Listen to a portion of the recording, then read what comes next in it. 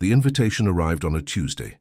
Not slipped under the door, not handed to a servant, not left on the silver tray in the foyer the way most correspondence came to the Brookstone house. This one was delivered by hand, a man in a black coat, standing at the front steps in the rain, waiting as though he had been instructed not to leave without a receipt of acknowledgement. Helena Brookstone was the one who answered the door, not because she was expected to, not because there was no one else, but because the housemaid, Mrs. Calloway, had gone to the market and her father had not come downstairs in 3 days, and Helena had learned long before she turned 24 that if something needed to be done in this house, she was the one who did it. She took the envelope. She read it standing in the open doorway, rain collecting on the threshold at her feet. Miss Brookstone, your presence is requested at the offices of Ravenshaw Steel, Friday, 9 o'clock in the morning. The matter concerns the debt held in your father's name. Come alone. No pleasantries. No signature beyond a name she already knew. Elliot Ravenshaw. She had seen him once, maybe twice. The first time was at the Evermont chamber dinner 2 years prior. She had attended with her father when he was still well, still the kind of man who shook hands firmly and laughed at the right moments, and remembered what you told him the last time you spoke. Elliot Ravenshaw had been at the head table, which was not unusual. What was unusual was that he had not smiled once during the entire evening. Not from coldness exactly, more the way a man looks when he has already decided every outcome in the room and finds the performance of uncertainty mildly tedious. She had not been introduced to him that night. She had not tried to be. The second time, if it counted, was outside the First Evermont Bank on a cold morning in December. He had come out as she was going in. He had held the door, briefly, automatically, the way a person does when the timing is unavoidable. Their eyes had met for perhaps 2 seconds. He had nodded. She had nodded, that was all. She had thought about it more than made sense afterward. She could not have said why. Friday came with grey skies and wind that smelled like coal smoke, the way Evermont always did in the early months of the year. Helena wore her best visiting dress, dark blue wool a bit worn at the cuffs, which she turned slightly inward so the fraying would not show. She pinned her hair simply. She did not wear her mother's pearl earrings, which were the only good jewellery left in the house, because she did not want to arrive looking as though she were trying to appear wealthier than she was. Ravenshaw would know. Men like that always knew. She arrived at the Ravenshaw Steel building at 5 minutes to 9 and was shown upstairs without being asked her name. That, more than anything, told her how prepared they were for her arrival. The building itself was not what she had imagined. She had expected it to feel industrial, cold floors, iron fixtures, the smell of the mill carried in through the walls. Instead, the upper offices were quiet and well-furnished, dark wood paneling. Heavy curtains pushed aside to let in the grey morning light, a hallway that absorbed sound. The office at the end of it was larger than she expected, and quieter still. Elliot Ravenshaw was standing when she entered, which surprised her. She had expected him to be seated behind the desk, to make her cross the full distance alone, to allow the room to do the work of establishing who held the advantage. Instead, he was by the window, one hand resting on the frame looking out over the yard below, where workers moved between iron structures in the cold morning air. He was not a man who performed his authority through furniture arrangement. He simply occupied space with a kind of settled weight that made arrangements unnecessary. He turned when she came in. He was taller than she remembered. His expression was composed, not unwelcoming, but not warm either. The face of a man who had learned, somewhere along the way, to keep the distance between what he thought and what he showed. "Miss Brookstone," he said. "Mr. Ravenshaw," she said. He gestured to the chair across from the desk. She sat. He sat.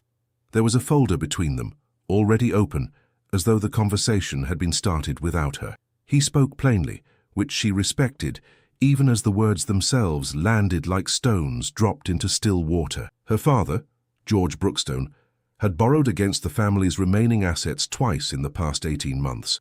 The loans had come through a holding company connected to Ravenshaw Steel, not directly, but through a financial arrangement her father had entered into without telling her. The repayment window had closed in January. There had been 2 letters sent to the Brookstone house, both unanswered. She had not known about the letters. She understood sitting there that her father had hidden them from her. Whether from shame or from illness, or from a quiet hope that the problem might dissolve on its own, she could not know. The debt stood at a figure that made the blood leave her face before she had finished reading it. $11,240. She read it twice. The number did not change. She looked up from the paper. "My father is ill," she said. Her voice was steady. She was proud of that. "He has been ill since the autumn." "I'm aware of that," Ravenshaw said. He said it without edge but without softness either. Simply, fact acknowledged, position unchanged. "Then you understand why he hasn't responded to correspondence?" "I do understand it," he said. "That changes the circumstances. It doesn't change the debt." He paused, not cruelly, just precisely. "I didn't come into this meeting looking to take the house from a sick man, Miss Brookstone. I want you to know that before anything else." She said nothing. She waited. "What I want," he continued, setting a second document on the desk beside the first, "is something more practical." What he proposed was this. Ravenshaw Steel was engaged in a conflict, a quiet one, fought in lawyers' offices and over long dinners rather than in the open, with two rival firms seeking to absorb it through a coordinated campaign of financial and social pressure. One of those firms had spent the better part of the past year courting Evermont's established families. Dinners, introductions, strategic generosities. They were buying alignment, one handshake at a time, and it was working. What Ravenshaw needed was legitimacy that money alone could not purchase quickly enough. The Brookstone family name was not what it once had been. He did not pretend otherwise. But it still carried weight in the right rooms. Her father had served as county commissioner for 6 years. Her mother's family had been among the founding contributors of the first Evermont Bank. Helena herself, he noted without elaboration, was known for her composure at public functions and her friendship with 3 women whose husbands sat on the city's planning board. He needed a wife, not for sentiment, not for companionship. He said it exactly that way, with no apology attached to the bluntness of it, as though he had decided that honesty, even when uncomfortable, was more respectful than softening. "A wife who can sit at a table in this city," he said, "and make clear, by presence alone, that the Ravenshaw name is settled here, that it belongs, that it cannot be socially undermined because there is nothing to undermine. A family is harder to dislodge than a man alone." Helena looked at him for a long moment. "You want a strategic alliance," she said. "You're describing it as a marriage." "I'm describing it as both," he said, "because it would be both." "I'm not a decoration," she said. Something shifted briefly in his expression. Not quite a reaction. More the adjustment a person makes when they realize they have been slightly misunderstood and wish to correct it without making a point of the correction. "I know that," he said quietly. "That's not what I said." And the terms were written into a formal contract. 4 pages, precise and without ornamentation. The debt would be forgiven in full upon the date of marriage. Her father would be permitted to remain in the Brookstone house with a monthly allowance designated for his medical care and household expenses. Helena would receive a personal household allowance and full authority over the domestic staff at the Ravenshaw estate on Alderton Hill. There would be no demands of an emotional nature made by either party. There would be a shared public life, dinners, social functions, appearances at events of civic importance, and a private life defined by mutual non-interference. She read all 4 pages. He did not rush her. He sat with the patience of a man who understood that patience, properly deployed, was its own form of pressure. "You've thought of everything," she said, when she reached the final page. "I try to," he said. She set the contract down on the desk between them. She looked at him. Not at the folder, not at the window, not at the space beside his shoulder, the way people look when they are trying to think and are afraid their thinking will show. She looked directly at him and he did not look away. She noticed something then. He did not seem to want her to feel small. He was watching her the way a person watches someone they are genuinely trying to read, not to find weakness, but to understand. She could not be certain of it. But it was there. "And if I refuse?" she asked. "The estate enters receivership proceedings within 60 days, he said. "Your father will need to find alternative arrangements for his care. That is not a threat, Miss Brookstone. It is simply what the law requires." A pause, not long. "I would prefer you said yes." The quiet way he said it, not demanding, not pleading, just, "I would prefer," was somehow harder to sit with than the numbers had been. She looked down at the contract one more time. Outside the window, the city of Evermont moved through its ordinary Friday morning, entirely unaware that inside this room, a young woman was making a decision that would cost her something she had not yet found a name for. She picked up the pen he had left at the edge of the desk. She signed. She did not cry until she was back on the street, and even then she did not stop walking. The Ravenshaw estate on Alderton Hill was everything the Brookstone house was not. where her childhood home had been warm in its disorder. Books left open on chairs, her mother's embroidery half finished in a basket by the fireplace, the particular comfortable shabbiness of a house that had been genuinely lived in. The Ravenshaw estate was precise. Every object had a place. Every room had a purpose. The hallways were wide and quiet, the ceilings high enough that sound dissolved before it could accumulate into anything resembling intimacy. Helena arrived on a Wednesday morning, 12 days after she had signed the contract. She brought 2 trunks. That was all she had. The footman who carried them upstairs did not comment on the number, but she noticed the slight pause when he reached the top of the stairs and turned toward the east wing, where her rooms had been prepared. As if he had expected more, she had not told anyone how little was left. She did not intend to. The wedding had been small by Evermont standards, which was to say, it had not been small at all, but it had been fast. 14 days between the signing and the ceremony, long enough to arrange the legal formalities, short enough that no one had time to ask too many questions, which she suspected was exactly the point. Her father had attended in a wheelchair, pushed by Mrs. Calloway. He had held her hand before she walked toward the altar and said, in a voice made thin by illness, "I'm sorry, Helena, I'm so sorry." She had told him there was nothing to be sorry for. She did not know yet whether that was true. Elliot Ravenshaw had stood at the front of the church, with the stillness of a man who had made his decision and closed the door on second thoughts. He had looked at her when she arrived, really looked, not the polite social glance of a man performing ceremony, and she had walked toward that look because there was nowhere else to walk. The minister had spoken the words. They had each spoken their own. When it was done, Ravenshaw had taken her hand briefly, formally, and escorted her back down the aisle with the careful deliberateness of someone handling something valuable and breakable. She was not sure whether that had made her feel better or worse. The first week at Alderton Hill had the quality of a very long, very polite examination. Helena learned the house. She introduced herself to the staff. The housekeeper, Mrs. Deering, a composed woman in her 50s, who ran the household with the focused competence of someone who had been doing it for 20 years. The cook, a French-trained man named Beaumont, who communicated primarily through menus.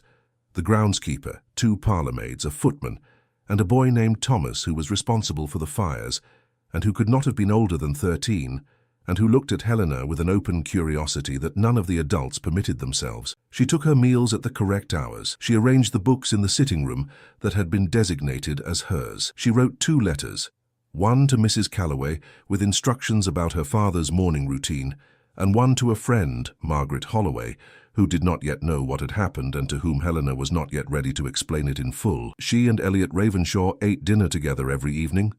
That was the arrangement. Public life, the contract had said. Dinners. Appearances. She had understood what was meant. What she had not entirely understood was that public life would begin here, in the dining room of their own house, every night at 7 o'clock, just the 2 of them at a table built for 12. He was not cruel at dinner. She wanted to be clear about that, if only to herself. He asked her on the second evening whether the rooms were satisfactory. She said they were. He nodded and returned to his meal. On the third evening, he mentioned, without preamble, that she had full authority to redecorate the East Wing sitting room if she chose, that he had not changed it since his mother left, and it was probably overdue. She said she would think about it. He nodded again. The silences between them were long, not hostile, just present, the way weather is present, something you cannot do anything about, and eventually stop trying to name. She watched him across the table, in the way she had found herself watching him in his office that first morning, trying to find the shape of who he was beneath the surface he presented. He cut his food with economical precision. He read documents at the table. Not rudely, she thought, but because it simply did not occur to him that this might be experienced as dismissal. He refilled her water glass himself once when the footman had stepped out, without being asked and without drawing attention to the gesture. Small things. She collected them the way a person collects objects on a walk they are not sure they will take again. On the 9th day, she attended her first public function as Helena Ravenshaw. It was a dinner at the home of Aldous Pemberton, who was on the board of the Evermont Civic Trust, and whose wife, Caroline, was one of those women who manage social rooms the way generals manage campaigns, with intelligence, foresight, and an absolute absence of visible effort. Helena had been to the Pemberton house before in her former life, as George Brookstone's daughter. She had sat at the secondary tables and been pleasant and listened carefully and been largely overlooked. She knew the grammar of those rooms. She had always known it. She had simply never been given the sentence to speak. Tonight she arrived on Elliot Ravenshaw's arm. The difference was immediate and physical. She felt it before she saw it. The shift in the room's attention, the slight recalibration of posture among the 20 or so guests who turned when they entered. Caroline Pemberton greeted her by her new name with a warmth that had not been there before, and that Helena recognized without bitterness as purely situational. Ravenshaw moved through the room with the ease of a man who had never needed to learn how to enter a room, because a room had always arranged itself around him. He introduced her where introduction was useful, stepped back where her own conversation was more valuable, and did not hover. She had not expected that. She had expected to feel managed. Instead she felt, and she turned this word over carefully before accepting it, deployed. Not as an object, as a person whose particular capabilities he had assessed and trusted. It was a strange thing to feel trusted by a man who had not yet said her given name. The weeks settled into a pattern. Mornings alone, afternoons managing the household or calling on the women whose friendship was now both personal and, she was clear-eyed enough to admit, strategic. Evenings at dinner, functions 2 or 3 times each week. Sundays she visited her father, and those afternoons were the only ones in which she felt fully like herself. Sitting in the old house reading aloud to him from the newspapers, he could no longer hold steady, drinking the bitter tea Mrs. Calloway made and pretending it was good. Her father asked about Ravenshaw once, whether he was kind. Helena thought about the water glass, the sitting room he had not redecorated, the way he stepped back in rooms to let her speak. "He is fair," she said. Her father seemed to understand that this was a more complicated answer than it appeared, and he did not press further. It was on a Tuesday evening in late October, 3 weeks into the marriage, that something shifted. They had returned late from a reception at the Merchants' Association. A long evening, more politically charged than most, with 2 men from the Eastern firm present in the room and making the rounds with the deliberate casualness of people executing a prepared strategy. Helena had watched Ravenshaw navigate it, watched him decide precisely and without visible calculation which conversations to enter and which to allow to happen near him without joining. On the carriage ride home he said nothing for a long time.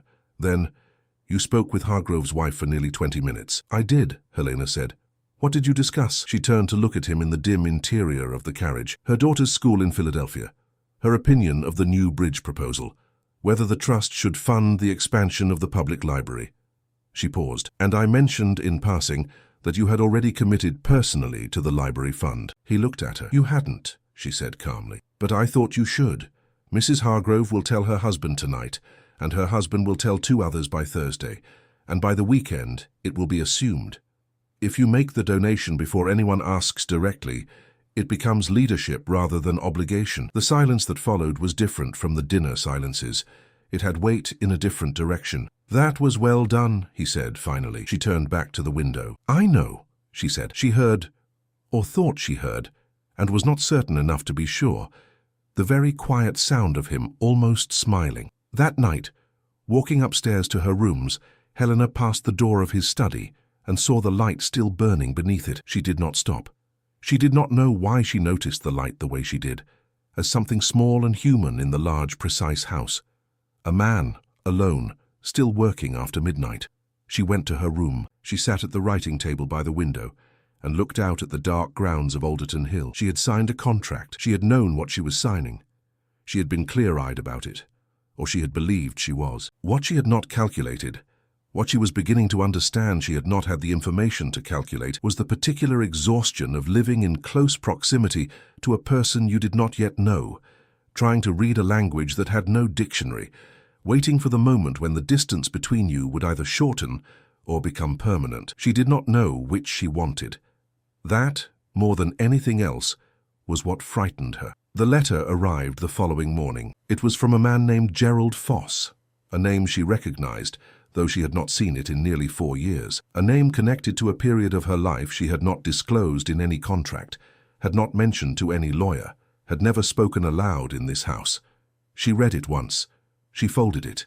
She placed it at the bottom of her writing table drawer, beneath everything else. Her hands were very steady. That, too, frightened her. She had known, when she signed, that secrets were expensive. She had simply not known how soon the bill would come. The letter from Gerald Foss sat in the drawer for 11 days. Helena did not burn it. She had considered it, standing at the fireplace on the first morning, the folded paper in her hand, the fire already lit and waiting. It would have taken 3 seconds. The paper would have been ash before the clock on the mantel finished its quarter chime, and Gerald Foss would have been reduced to a name she had once known in a life that no longer legally existed. She put it back in the drawer instead. She was not entirely sure why. Perhaps because burning a letter felt like the action of a person who was afraid, and she was not ready to be afraid yet. Perhaps because she had learned in 24 years of managing things that should not have fallen to her to manage, that destroying evidence of a problem was not the same as dissolving the problem itself. Gerald Foss knew what he knew. The letter was only the announcement of that fact. She had met Gerald Foss in the spring of 1884. She had been 21. Her father had still been well or well enough.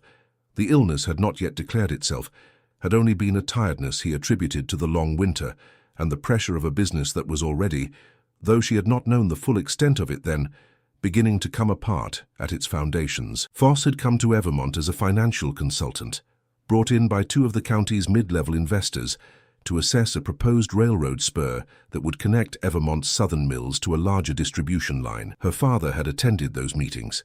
Helena had attended 2 of them herself, because her father had begun, quietly and without formally acknowledging what he was doing, to bring her along to things he found difficult to navigate alone. Foss had been persuasive. That was the accurate word. Not charming, or not only charming, but persuasive in the deeper sense of a man who understood how to present risk in the language of opportunity and make the distance between the two seem negotiable. Her father had invested, not a catastrophic sum, but a significant one. $8,000 drawn from a reserve account that Helena had not known existed. The railroad spur had broken ground, run into a surveying dispute, suspended operations and quietly collapsed within 14 months. The investment had returned nothing. The men who had brought Foss to Evermont had moved on. Foss himself had moved to Pittsburgh. None of that was the secret. The secret was what had happened between the groundbreaking and the collapse during those 14 months. In the 3 conversations Helena had conducted with Foss privately, without her father present, in an attempt to understand what was happening to their money and whether anything could be recovered. In the 3rd of those conversations, Foss had shown her a set of documents, internal assessments, survey reports that predated the public announcement of the project and which made clear in language that required no interpretation that the spur had been financially unviable before the first dollar had been raised. She had read them. She had understood them. She had asked Foss what she was supposed to do with the information he had told her, and she had made a choice.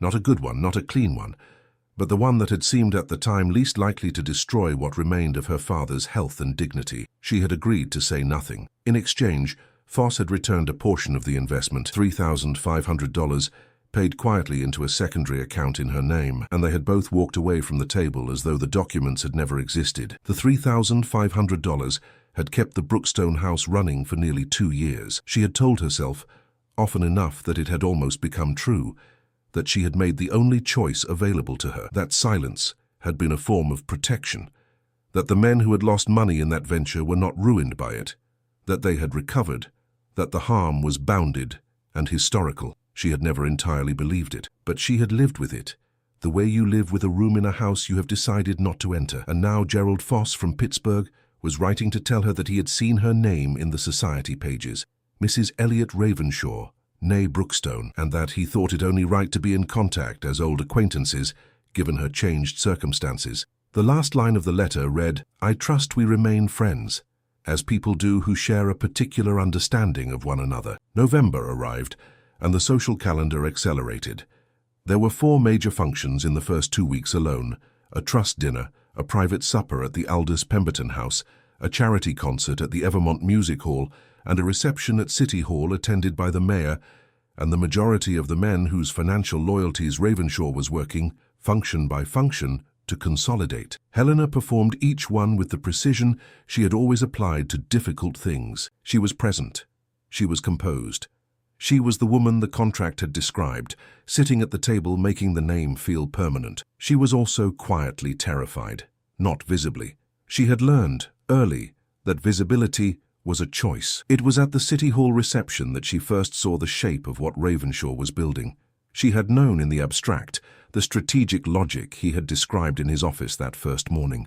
Rival firms, social alignment, the need for a settled name. She had understood it the way you understand a map, as a representation of something real but flat. That evening she saw the territory itself.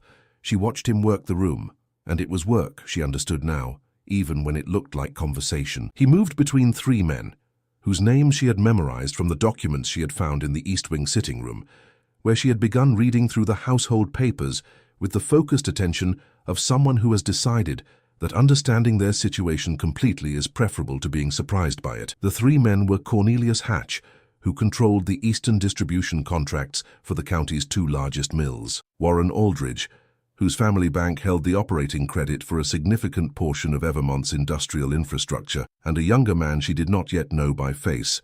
She would learn later his name was Philip Crane, who had recently arrived from New York, and whose purpose in Evermont no one had clearly stated, but everyone seemed to feel the weight of. Crane was with the Eastern firm. She knew it before anyone told her. She knew it the way you know a room has changed temperature, not by reading an instrument, but by the quality of the air. She excused herself from the conversation she was in and positioned herself near the refreshment table, which happened to be adjacent to the alcove where Crane was speaking with a city councilman she recognized. She did not listen overtly. She did not need to. She listened the way her mother had taught her to listen at parties, with her body angled away and her attention entirely present.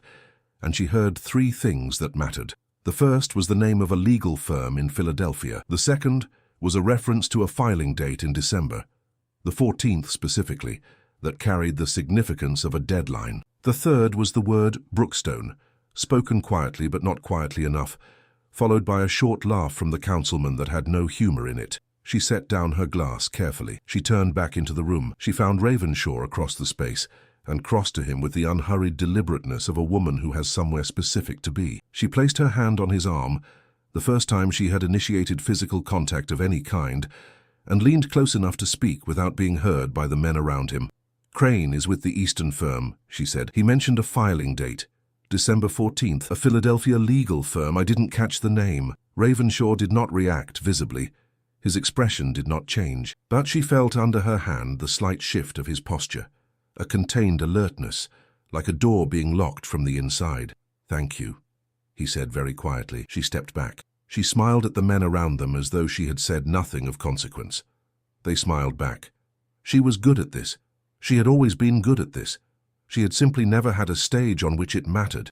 In the carriage on the way home, Ravenshaw was silent for longer than usual. Then he said, without looking at her, "How did you know he was with them?" "The way he listened to other people's conversations while appearing not to," she said. "It's a specific kind of attention. People learn it for a reason." A pause. "You use it yourself," he said. "Yes," she said. "I do." Another silence. Longer. "There are things about this firm's situation," he said carefully, "that I have not disclosed fully. To you, or to anyone outside the legal team." She turned to look at him. He was looking at the window, at the dark streets of Evermont moving past. "I know," she said. He turned then. "There are also things," she continued, her voice level, her hands still in her lap, "about my history that I have not disclosed to you." The carriage moved. The lamp on the wall between them threw a narrow, shifting light. "Are they relevant to this firm?" he asked. She considered the question with the seriousness it deserved. "They may become relevant," she said. "I am trying to determine how." He looked at her for a long moment. She held the look. "When you've determined it," he said, "I would prefer to be told directly." "I know that," she said. "That is why I'm telling you this much now." It was not a confession. It was not a clearing of accounts. It was the most honest thing she had said to him since she had sat in his office and signed her name to a document that had changed both their lives in ways neither of them had yet fully measured. He nodded once. He turned back to the window. She turned back to hers. That night, lying awake in the East Wing with the house silent around her, Helena calculated what she knew. Foss had her name. He had the history of their arrangement.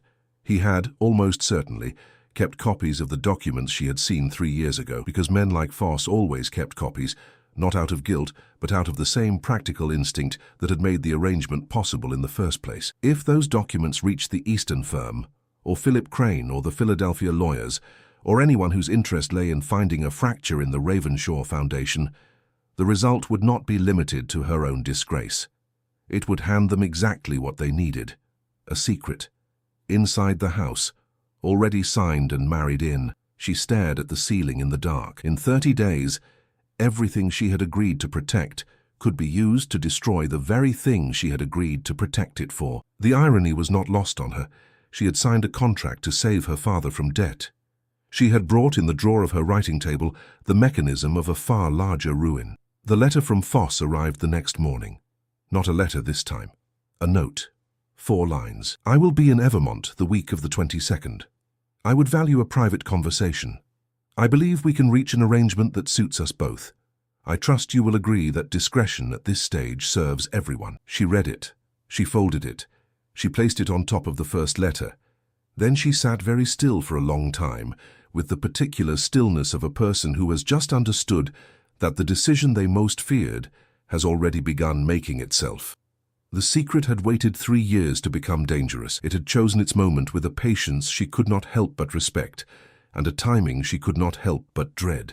She met Gerald Foss on a Thursday morning, not in secret. That had been her first decision, the one she made before any other, sitting at her writing table in the grey light of early November, with both letters in front of her and the house still quiet around her. She would not meet him in secret. Secret meetings were the architecture of the arrangement he was trying to rebuild, and she would not hand him the foundation a second time. She sent word through the hotel where he was staying, the Alderton Arms, which was the only establishment in Evermont that catered to men arriving on short notice with money and no local connections, that she would receive him at 11 o'clock at a table in the front dining room of the Merchants' Club, where the Tuesday Women's Luncheon Committee held its planning meetings, and where, at 11 in the morning, there would be no fewer than 6 people she knew within 30 feet. Foss arrived on time, which told her he had considered the location and decided to accept its terms. He was older than she remembered. Greyer. The persuasive quality she had noticed 3 years ago had settled into something more deliberate, less the energy of a man performing confidence, and more the stillness of one who had learned to wait. He sat across from her and smiled. She did not smile back. "You've done well for yourself," he said. "Tell me what you want," she said. He wanted money. That was the simple version.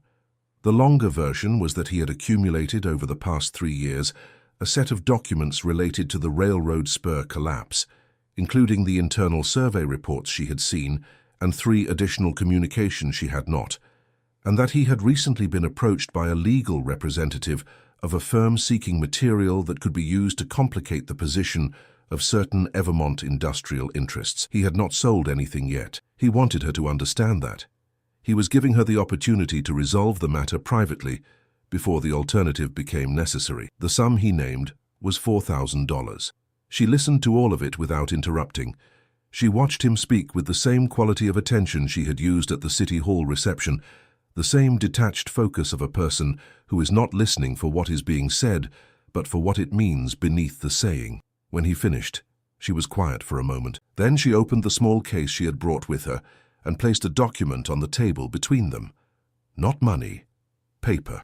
"Read the 3rd paragraph," she said. The night before, she had told Elliot Ravenshaw everything. She had gone to the door of his study at 10 o'clock, knocked once, and when he said "come in," she had entered and sat in the chair across from his desk.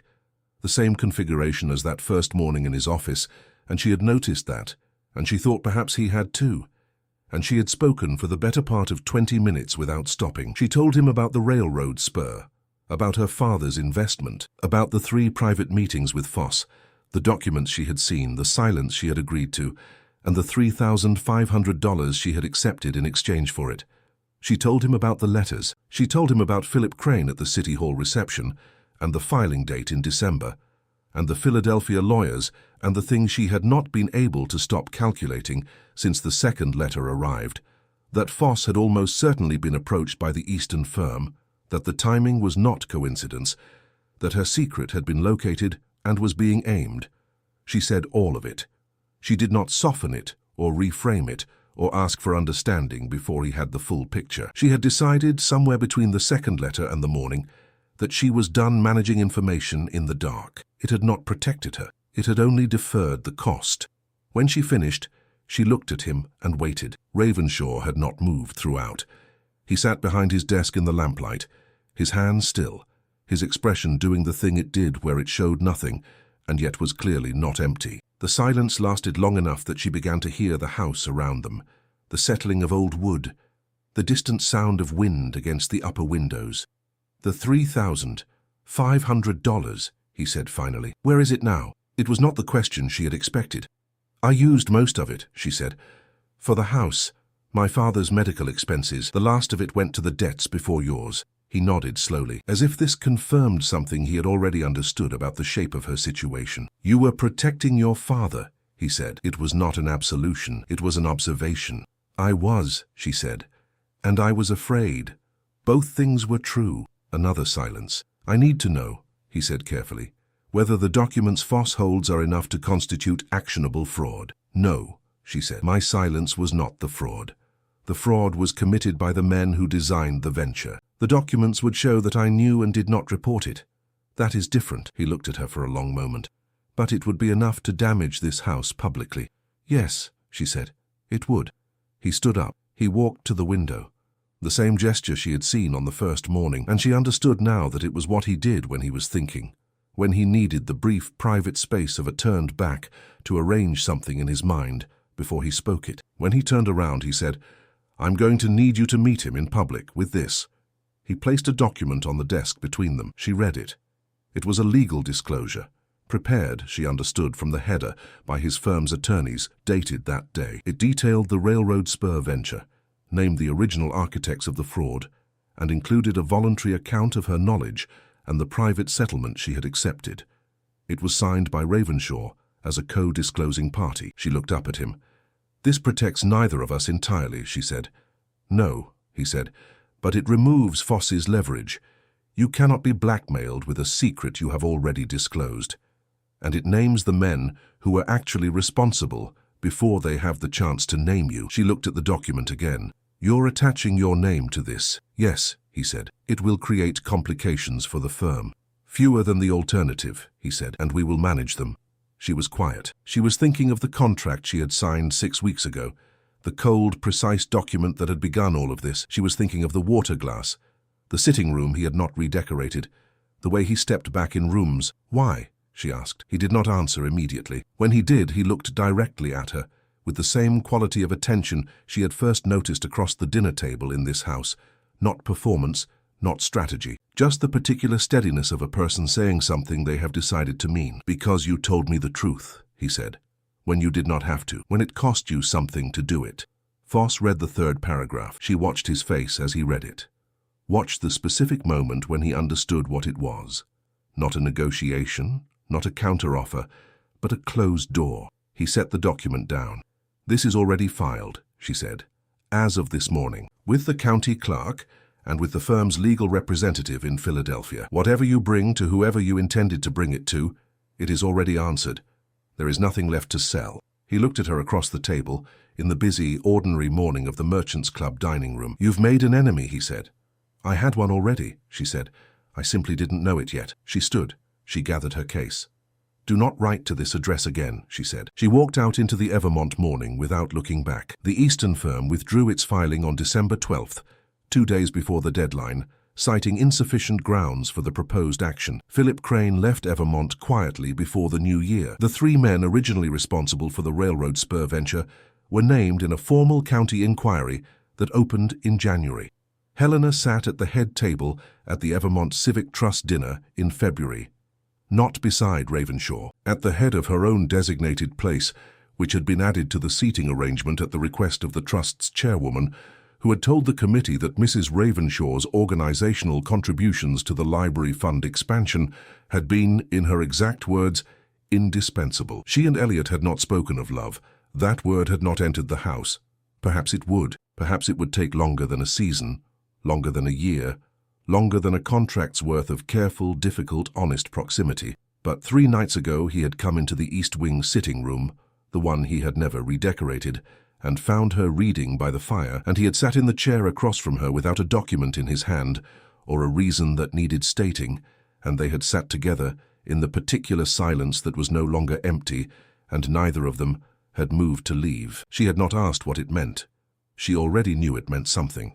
Her father passed in March quietly in his own house, with Helena beside him and Mrs. Calloway in the doorway, and the early light coming through the window he had always kept unblocked, because he liked to see the yard in the morning. She held his hand until it was over. She did not fall apart. She had loved him completely and imperfectly, and she would carry the grief of him for the rest of her life, and she knew that, and she let herself know it. That evening she returned to Alderton Hill. Ravenshaw was waiting in the front hall, not performing waiting, simply there, standing in the quiet house, having clearly decided that being present was the only thing required of him. He did not speak. He extended his hand. She took it. The empire did not fall in a single moment. It was rebuilt, stone by stone, by a woman who had arrived with 2 trunks and a secret, and left nothing hidden in the end.